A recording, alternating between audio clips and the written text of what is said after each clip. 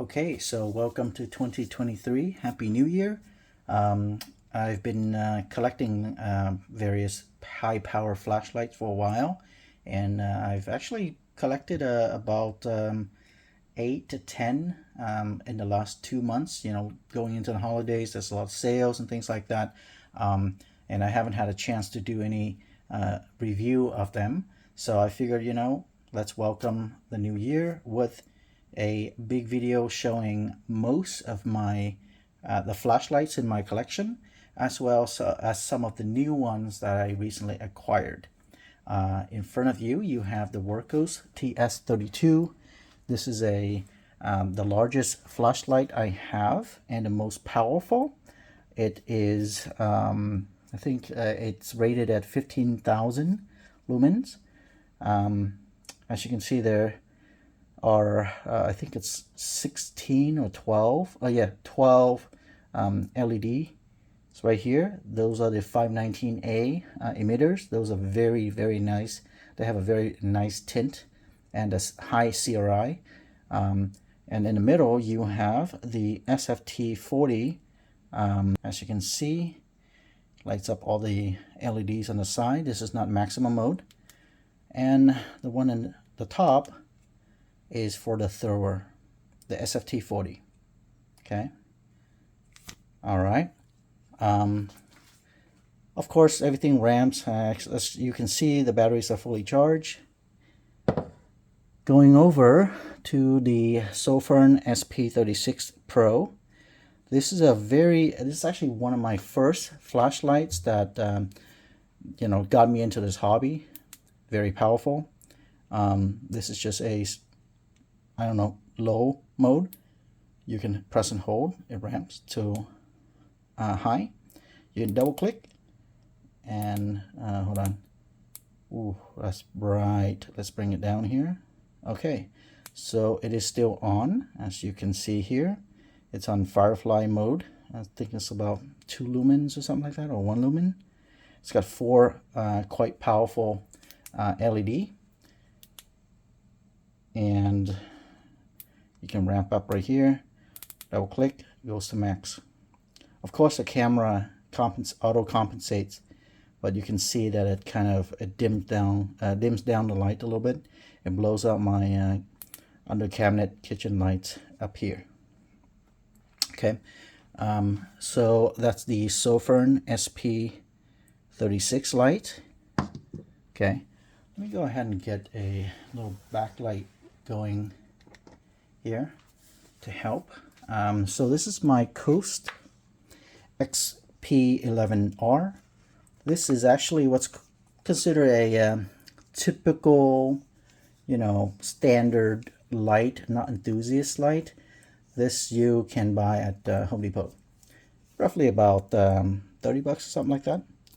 Okay, it's got a single button in the back and a pretty large LED lens, LED emitter in here. It's a SFT, no, it is an XHP 70.2. And the nice thing with this is it has a like grenade grip here, and you can, as you can hear, there's a click there. You can turn it to the right and loosen it up so that you can zoom the lens in and out just a little bit. As you can see here, I don't know if you can see it. See, you see the zoom, the lens zooms out, and so it's larger, zooms in, and it's smaller. And that's to show, when you zoom it in, it's flood. Actually, zoom out, it's flood. Zoom in, it's hotspot right here. So it's a throw light. It has various modes. There you go. As you can see, you can ramp it up. I think this thing maxes out about 2500 lumens or something like that, but it's really, really cool. So cool. The actual cool thing about this thing is that you can twist the back. You see, you can twist the back here. It slides out, and it exposes the USB-C charging port. This is freaking awesome. The first time I saw this thing, I was loving it. So as you heard, you can lock the lens. Okay, so this is the XPR11 from Coast. Love this grip. Very, very nice. It's like holding a little bit of a grenade body. Really, really cool. All right. So next up is my Pioneman K36. This is actually a K36A, which is a newer version of this light. Chinese light, of course. It's got a USB-C charging port in the back. Let's see. Here we go. Okay. And it runs on 21700 batteries. This is an MAO micro arc oxidation finish. It's a very nice finish on this light.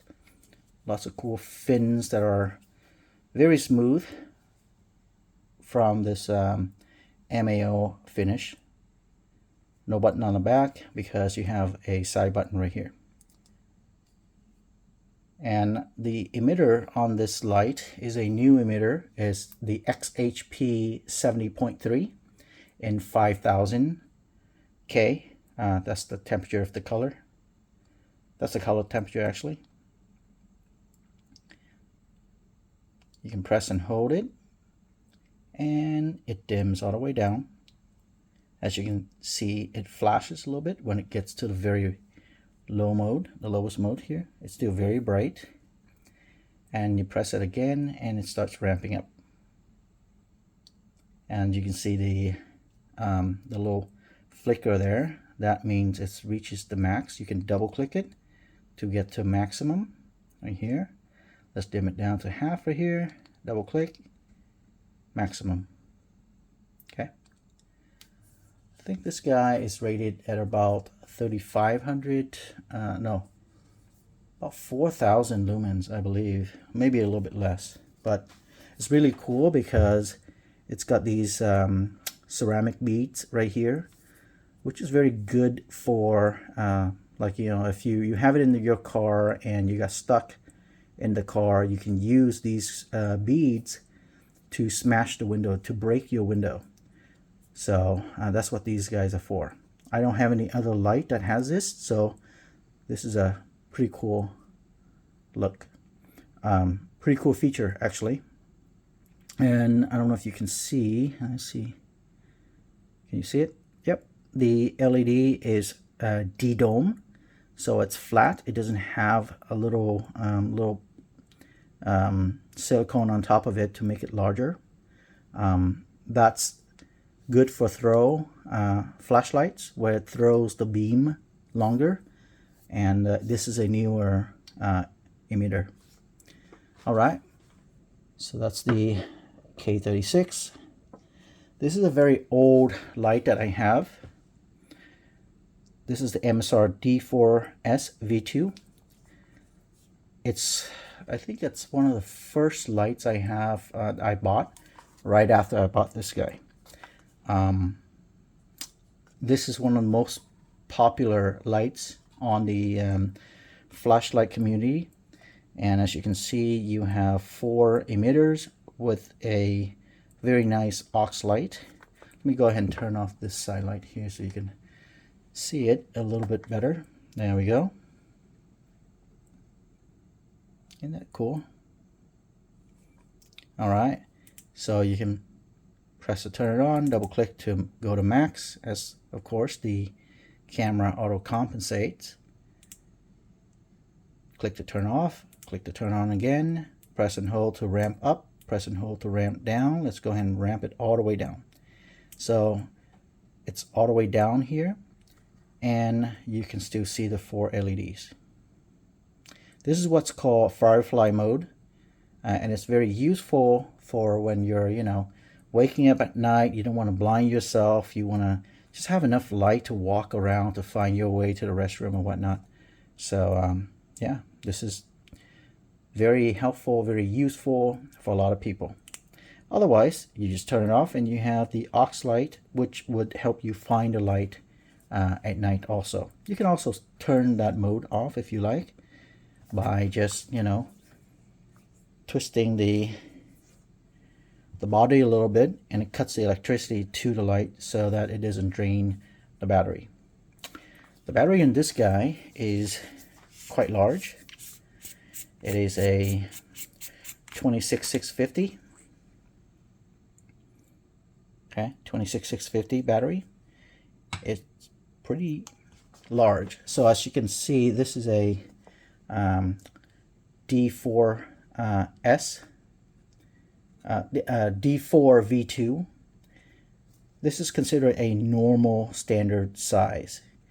Look at how big this battery is compared to just the light with the battery inside. So yeah, this guy is pretty large, but it carries a huge capacity. Let me see, 5,000 milliamps. Pretty cool. And oh yeah, as you can see here, this base cap, the bottom cap, is magnetic. It's got a magnet in it. I ordered this thing with a magnet, so you can see it pulls the battery out with it. And of course it sticks onto any metal surface. Let's go ahead and, come on, where's the thread? Okay. All right, so it's back in. There you go. You can see the light here. Turn it on. Max by double clicking. Off. Let's go ahead and pan over here a little bit. You can see the side of my little microwave here, and this guy will stick to it like that. So for a lot of flashlights, you want that magnet at the bottom so that you can turn on the light and, you know, do your work, have it shine on the object that you want to look at without having to hold the flashlight. Okay, so yeah, that's that. All right, let's pan over here a little bit. Move this base in. Okay, got a little spoiler there, but we'll talk about that later. All right, so this is one of my favorite lights also. It's a Wurkkos WK30. So the cool thing about this light is that it has, let me go and turn on the light here. Okay, so the cool thing about this light is that it has 3 LEDs, but it's not like the other one where all the LEDs are the same. This one has a main mode, which is a, let's see here.